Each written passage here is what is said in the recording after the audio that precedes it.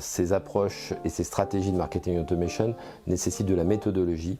Et cette méthodologie, de notre point de vue en tout cas, elle se présente sous 6 points.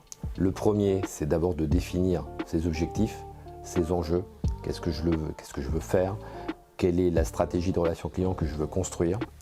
Le deuxième point, c'est que pour construire une stratégie de marketing automation, il faudra des données. Donc la deuxième approche, ça va être de sourcer les données.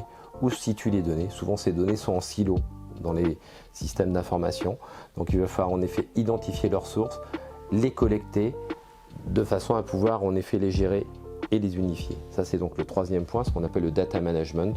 Et à partir du moment où j'ai cette donnée unifiée, je vais pouvoir passer à la quatrième étape, qui va être celle de la connaissance client. À ce moment-là, je vais pouvoir en effet commencer à amener de l'intelligence sur les données, à pouvoir en effet comprendre des comportements, mettre en place des systèmes de segmentation qui vont identifier notamment le cycle de vie client, parce que je suis face à un nouveau client, un client fidèle, quelles sont les préférences de ces clients. Je vais pouvoir en effet mettre des systèmes de scoring.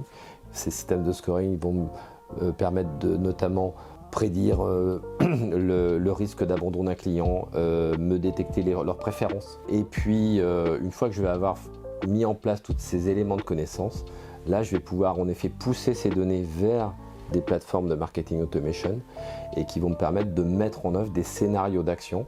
Et ces scénarios d'action vont être cohérents parce que les données que j'ai en amont sont extrêmement pertinentes et qu'on a pu en effet valider le travail de pertinence qui aurait été fait dans les points de connaissance client. Et puis le dernier point, c'est qu'une fois qu'on a mis en œuvre des plans d'action, il faut en mesurer l'efficacité et donc mettre en œuvre des outils de pilotage qui vont permettre de mesurer le bénéfice qu'apporte ce programme de fidélisation. Et ce bénéfice, il doit se traduire derrière par des améliorations de la fidélisation, par des revenus complémentaires pour l'entreprise et définir si en effet chaque euro investi est bien générateur de valeur comme on peut s'y attendre.